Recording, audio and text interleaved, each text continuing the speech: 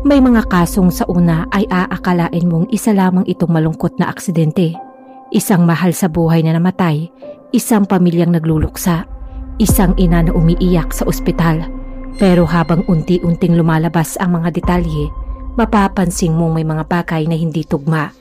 May mga tanong na walang malinaw na sagot. At may isang lihim na kapag nalaman mo, magbabago ang tingin mo sa buong kwento.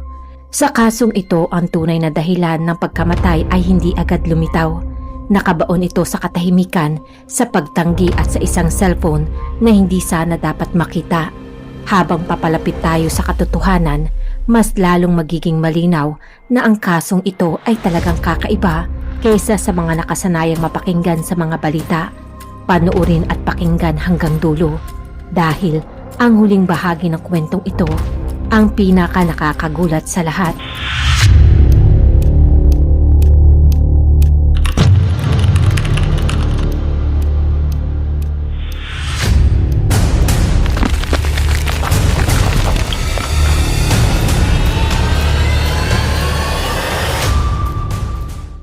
Ito lamang November 2, 2025 sa Krishnagiri, Tamil Nadu sa bansang India, eksaktong 11:38 ng umaga, nang buksan ng 27 taong gulang na babae na nagngangalang Parathi ang pinto ng Kilamanggalam Hospital. Bago makarating doon ay halatang tumakbo ito ng napakabilis. Makikita na magulo ang kanyang buhok at baka sa mukha ang matinding takot. Kapansin-pansin rin na kahit tsinelas ay hindi niya nga nagawang isuot at nakayapak lamang ito. Sa kanyang mga kamay, hawak niya ang kanyang anak na nakabalot sa berdeng tuwalya. Nang makapasok nga si Parathi sa ospital, agad siyang sumigaw at humingi ng tulong. Kinuha naman ng mga doktor ang kanyang anak at mabilis itong sinuri. Ang sanggol ay 5 buwang gulang pa lamang. Hindi ito umiiyak at hindi rin gumagalaw. Pagkaraan ng ilang sandali, sinabi nilang hindi na ito humihinga. Agad naman nilang sinimulan ang CPR. Habang ginagawa ng mga doktor ang lahat ng makakaya nila, tinanong naman si Parathi kung ano ang nangyari. Ayon sa kanya, maaga pa lang ay umiiyak na ang sanggol ng malakas. Inisip niya ng mga oras na iyon na gutom lamang ito, kaya't kinuha niya ito at pinadede. Mabilis daw itong uminom ng gatas, halos hindi humihinto, at habang umiinom ay malakas din itong humihinga at mahigpit ang kapit sa kanya.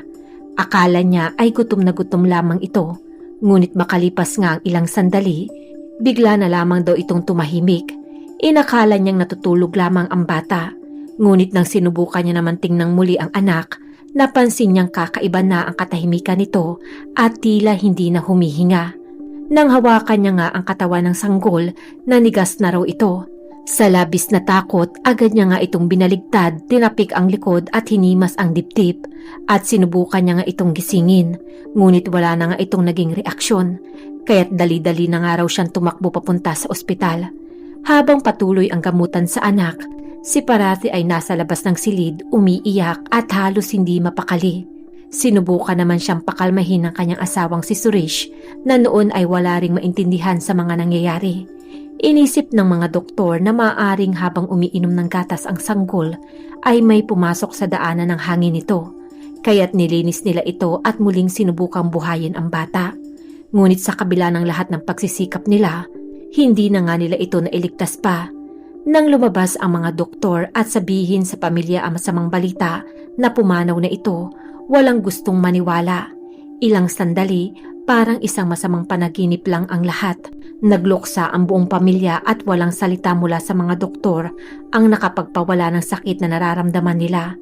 Habang pilit ngang inuunawa ng pamilya ang mga nangyayari, muli namang lumabas ang isa pang doktor. Ngunit sa pagkakataong ito, may dala naman siyang balitang mas mahirap pang tanggapin kumpara sa kamatayan ng mahal nila sa buhay. Ayon sa kanya, hindi raw mukhang natural ang pagkamatay ng bata. May mga palatandaan na tila may nanakit dito. Dahil dito, kailangan nga raw nila itong ipaalam sa pulisya.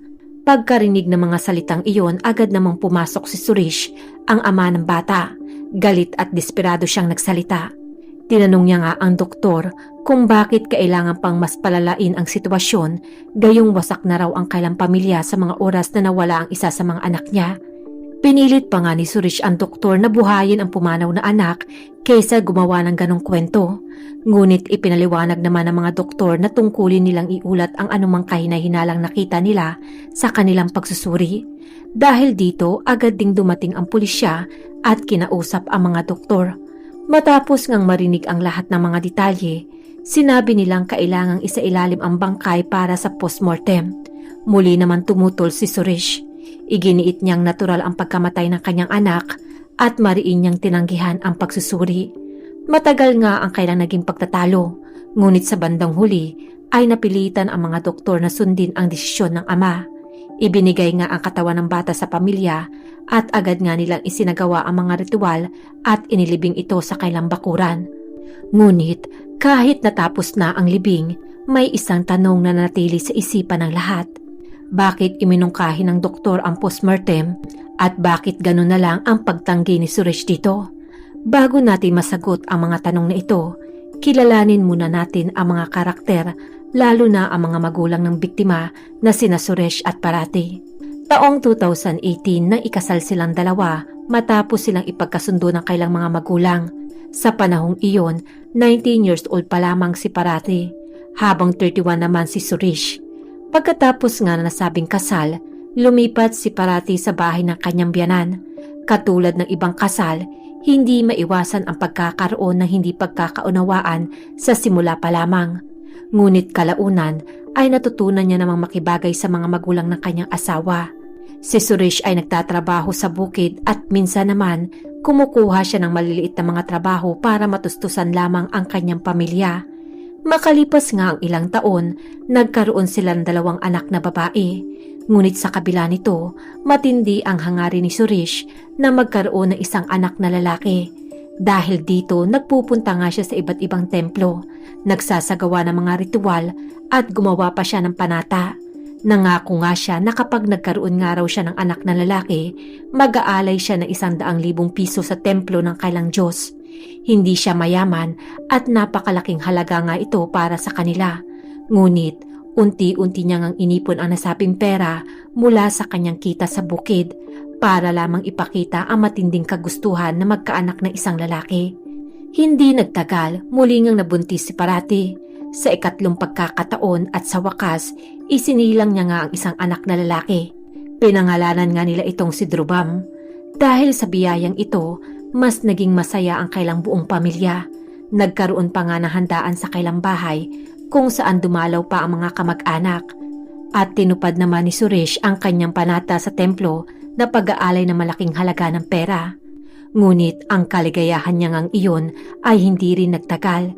Ito nga ay nang sumapit ang November 2, 2025 kung saan ang lalaking anak na pinaghirapan niyang ipagdasal sa mahabang panahon ay tuluyang ang pumanaw sa isang hindi maipaliwanag na dahilan. Matapos ang libing, nanatiling mabigat ang paligid sa bahay ni Suresh. Ang pagkamatay nga ni Drubam ay isang bagay na hindi kailanman inisip ng sinuman. Wala naman silang nagawa kundi ang ipagpatuloy ang kailang buhay. Lalo na nga si Suresh na kailangang magtrabaho pa rin para buhayin ng asawa pati ang dalawa nilang anak na babae. Pero isang pangyayari pala ang darating na magbibigay linaw sa misteryosong pagkamatay ni Drubam. Isang hapon umuwi si Suresh mula sa bukid. Tahimik ang kailang bahay. Wala roon ang kanyang asawa kaya't inakala niyang baka nasa bahay lamang ito ng kailang kapitbahay. Ngunit napansin niyang nakalak ang pinto ng kailang bahay. Sa kabila nito, may narinig siyang mahinang tunog mula sa loob. Isang tunog na hindi niya inaasahan. Narinig niyang tumatawa ng malakas ang kanyang asawa. Napatigil siya. Bilang isang ama na nawalan nga ng anak, iniisip niyang natural lamang na labis na malungkot ang isang magulang na namatayan ng isang anak, lalo na ang isang ina na siya ngang nagdala nito sa sinapupunan sa loob ng ilang buwan. Ngunit sa halip na pag-iyak, tawa ang kanyang narinig. Hindi niya nga ito maintindihan, lalo ngang nagulo ang kanyang isip. Dahil sa pagkalito, lumapit siya sa bintana at sinilip ang loob ng kailang bahay. Ang mas ikinagulat pa niya ay nang makita niya ang kanyang asawa na walang suot na damit. Madilim ang silid kaya hindi niya agad nakita kung may kasama ito. Bigla nga siyang nakaramdam ng matinding galit. Sa isip niya baka may ibang lalaking kasama ang kanyang asawa at nagtataksil ito sa kanya. Dahil dito malakas niyang hinampas ang pinto at sinigawan ang asawa na pagbuksan siya nito. Mula nga sa loob sumagot ang kanyang asawa at sinabing maghintay muna siya. Makalipas ang ilang sandali, dahan-dahang ngang binuksan ni Parati ang pinto. Agad namang pumasok si Suresh at tumingin sa paligid. Wala siyang nakitang lalaki. Ang tanging naroon lamang ay isang dalagang babae na nagngangalang si Sumitra, isang estudyante sa kolehiyo at kapitbahay nila. Tinanong naman ni Suresh kung ano ang ginagawa ng kanyang asawa at kung bakit ito nakatayo ng walang damit. Saglit namang natakot si Parati sa mataas na boses si Suresh, ngunit agad rin siyang kumalma. Ipinaliwanag niya nga na si Sumitra ay nagdala ng bagong sari mula sa bayan at sinusubukan lamang daw niya ito.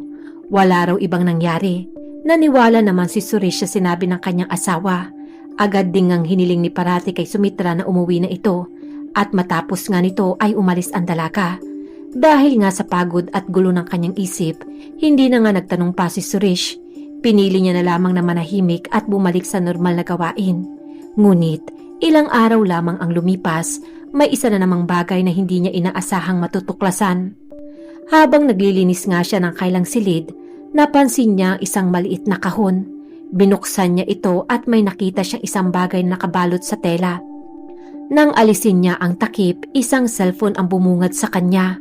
Hindi niya pa ito nakita kahit kailan, kaya hindi niya nga alam kung sino ang nagmamay-ari ng cellphone na iyon.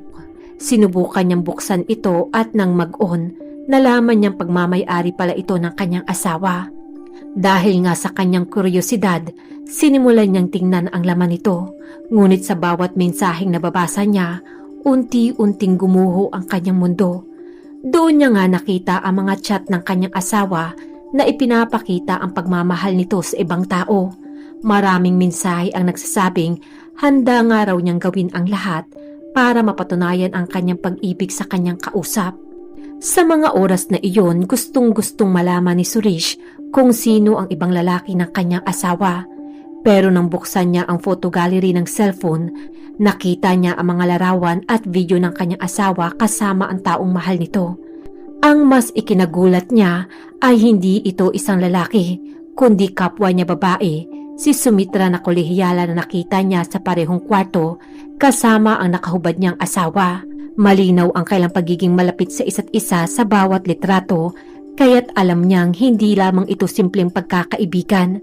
Sa mga chat rin sa WhatsApp, may mga mensaheng nagsasabing nagawa na nga raw niya ang kanyang ipinangako at pinadala niya pa kay Sumitra ang larawan ng kanyang patay na anak.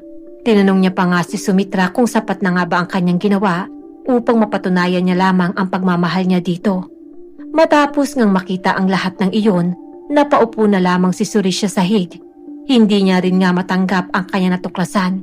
Hindi niya nga raw kailanman inakala na kayang gawin ng kanyang asawa na tapusin ang buhay ng sarili niyang anak para lamang sa kanyang kalaguyo. Sa sobrang bigat ng kanyang nararamdaman, agad niya naman itong ipinagbigay alam sa kailang mga kamag-anak at mga kapitbahay. Paulit-ulit niya ngang sinasabi na siya ay naging bulag at masyadong nagtiwala sa kanyang asawa. Sa mga oras ngang iyon, tuluyan na nga siyang nagsisi dahil pinagdudahan niya pa ang mga doktor tungkol sa sinabi ng mga ito na hindi natural ang pagkamatay ng kanyang anak na lalaki. Hindi nagtagal, kumalat na nga sa buong baryo ang katotohanan. Nang malaman naman ito ni Parati, tinawagan niya ang kanyang asawa at nagmamakaawa. Ayon nga sa kanya, nagkamali raw siya pero hindi niya naman raw sinasadya ang lahat dahil tila nawala siya sa kanyang sarili ng mga oras ng krimen. Sinabi niya rin sa kanyang asawa na handa raw siyang tanggapin ang anumang parusa. Pero nakiusap siya na wag na itong iparating sa pulisya at huwag nang palalain pa ang sitwasyon. Ngunit sa kabilangan ng kanyang pakiusap, buo na ang loob ni Suresh. Dumiretso nga kaagad siya sa istasyon ng pulisya at ikinuwento ang lahat ng nalaman niya. Ibinigay niya rin ang lahat ng mga ebidensya na nakuha niya mula sa cellphone ng kanyang asawa. Ipinakita niya nga ang mga mensahe, larawan at video na malinaw na nagpapakita ng lihim na relasyon nila Parati at Sumitra. Katulad niya, nabigla rin ang mga pulis sa relasyon ng dalawa dahil hindi nga nila inaasahan ang ganitong uri ng kaso. Lalo namang nagulat ang pulisya nang malaman nilang si Suresh mismo ang unang tumanggi sa postmortem ng kailang anak. Tinanong nga nila kung bakit ngayon ay siya ang humihiling nito. Ipinaliwanag nga ni Suresh na noon ay buo ang tiwala niya sa kanyang asawa at naniwala siyang natural lamang ang pagkamatay ng sanggol. Ngunit ngayon alam niya na nga ang lahat. Matapos nga ang formal na proseso, nagpasya ang pulisya na muling buksan ang libingan ng bata. Inilabas nga ang katawan ng sanggol at isinailalim sa autopsy. Makalipas ang pagsusuri, malinaw nga sa ulat na namatay ang bata dahil sa pagkakapal o kakulangan ng hangin. Kahit nga ang mga pulis ay nahirapang tanggapin ang nasabing resulta. Ayon nga sa kanila, nauunawaan nila na maaaring magmahal ang isang babae sa kapwa babae. Ngunit ang hindi nga nila maunawaan kung paanong humantong ang ganitong relasyon sa pagpatay ng isang inosenteng bata. Dahil dito, nagpasya ang mga pulis na kausapin ng mas detalyado si Suresh. Ayon sa kanya, 3 taon na ang nakakalipas nang magsimulang magbulong-bulungan ang mga tao sa kailang baryo. Marami nga raw nakakapansin na madalas na magkasama si Parati at Sumitra. Nakikita nga raw silang magkasamang naglalakad, magkadikit at minsan ay nagkahawak kamay pa. May mga pagkakataon din daw na nakikitang nagyayakapan ito at nagtatawanan ang dalawa. Dahil dito, nagsimulang maghinala ang mga taga-baryo na hindi lamang basta pagkakaibigan ang namamagitan sa dalawa. Dumating nga ang mga bulong-bulungan na ito kay Suresh. Sa una ayaw niya ngang maniwala pero isang araw diretsa niya ngang tinanong si Parati tungkol sa relasyon nito kay Sumitra at sa mga sinasabi ng mga tao sa kailang baryo. Pero nagalit raw si Parati at mariing itinanggi ang lahat. Sinabi niya ngang magkaibigan lamang sila at walang ibang kahulugan ang pagiging malapit nila sa isa't isa. Itinuro pa nga nito ang kailang mga anak at sinabing bilang ama ng mga bata, hindi raw ba nahihiya si Suresh na pagdudahan siya.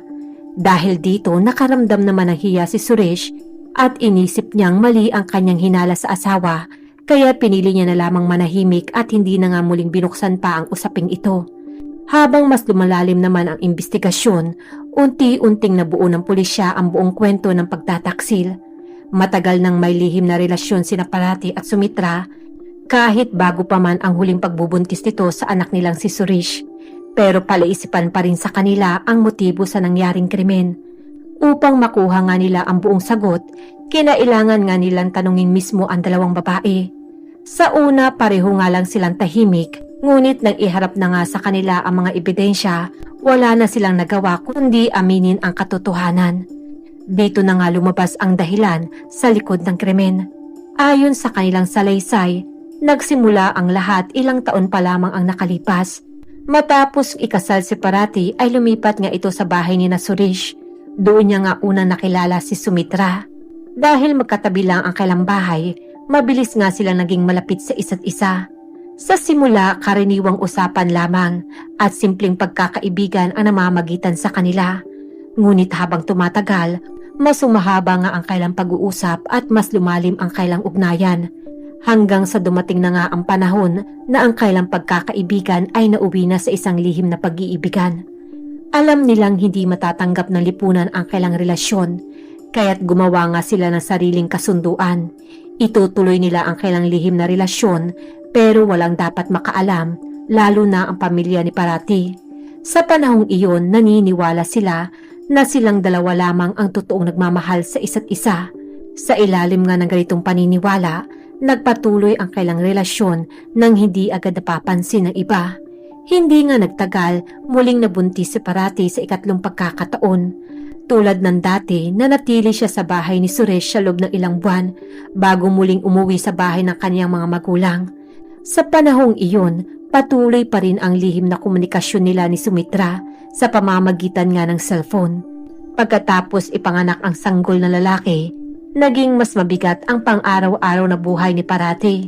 Inaalagaan niya nga ang 2 anak na babae, ang bagong silang na sanggol at ang kanyang asawa. Dahil dito, nakaramdam siya na matinding pagod, hindi lamang nga sa pisikal, kundi pati na rin sa emosyonal na aspeto. Sa gitna nga ng kanyang pagod, unti-unting nagbago ang tono ng mga usapan nila ni Sumitra. Nagsimula na itong magreklamo at magsabi na hindi na nga siya mahal ni Parati. Pakiramdam daw niya ay wala na nga itong oras at napapabayaan na siya. Lalo na nga't dahil sa bagong silang na sanggol. Tinanong niya nga si Parati kung iiwanan na ba siya nito. Hindi nga raw alam ni Parati kung paano sasagutin ang mga tanong na iyon. Ano man nga ang kanyang sabihin ay hindi pa rin nga raw mapanatag si Sumitra. Isang araw sinabi naman ni Parati kay Sumitra na hindi nga raw siya mabubuhay nang wala ito. Nang tanungin nga ni Sumitra kung totoo ang kanyang sinasabi, agad siyang sumagot ng oo. Dahil dito, sinabi ni Sumitra ang isang bagay na hindi inaasahan. Kung mahal mo talaga ako, patayin mo ang anak mo. Ayon nga kay Sumitra, nagsimula raw ang lahat ng problema nila matapos nga ipanganak ang sanggol na lalaki. Kaya kung totoo raw ang pag-ibig ni Parati sa kanya, kailangan itong patunayan iyon. Sa kabila nga ng bigat ng sinabi, sa huli ay pumayag si Parati. Matapos nga iyon, nagsimula na nga siya maghintay ng tamang pagkakataon para gawin ang nakakakilabot na krimen sa sarili niyang anak na walang kalaban-laban. Ang sandaling iyon ay dumating nga nang umalis si Suresh kasama ang kanyang dalawang anak na babae at kapatid nito upang mamili sa bayan. Sa oras ngang iyon, si Parati at asanggol lamang ang nasa bahay. Nang masigurado niya ngang wala na makakakita, pinisil niya ang ilong at bibig ng bata hanggang sa mawalan ito ng hininga. Matapos ngang gawin ang nasabing krimen, lumabas siya ng bahay at kumilos na parang bigla lamang tumigil sa paghinga ang sanggol. Ang lahat ng ito ay nangyari dahil sa matinding pagpilit ni Sumitra at sa pagkabulag ni Parati sa pag-ibig. Ang lihim ng relasyon at ang malupit na krimen ay umanig sa buong Tamil Nadu at kumalat sa iba't ibang panig ng bansa. Sa dulo nga ng kwentong ito, isang masakit na katotohanan ang nananatili. May mga pagkakataong mas pinipili ng tao ang sariling damdamin kaysa sa responsibilidad na dapat niyang unahin. May mga desisyong ginawa dahil sa takot na maiwan, sa takot na mawala ang isang taong minamahal. Kahit ang kapalit nito'y tuluyang pagkawasak ng sariling pamilya. Ang kasong ito ay paalala rin na kapag maling tao nga ang piniling mahalin, maling direksyon ang tinatahak ng buhay. At kapag ang pag-ibig ay naging dahilan para isantabi ang tama at mali, may mga sugat na hindi kailanman maghihilom. Sa ngayon ay nakakulong na sina Parati at Sumitra at patuloy pa rin ang pag-usad ng kasong ito. Magbibigay na lamang po ako ng update sa bawat bagong detalye at ang magiging desisyon ng korte. Maraming salamat po. Ako po muli si Denise at see you in my next video. Huwag niyo pong kalimutan na mag-like, mag-subscribe na rin po kayo kung hindi pa po kayo nakaka-subscribe sa aking channel at don't forget to click the notification bell para lagi po kayong updated sa aking mga susunod na kwento. Mag-share na rin po kayo ng inyong opinion sa ating kwento. Malaking tulong po ito sa aking maliit na channel.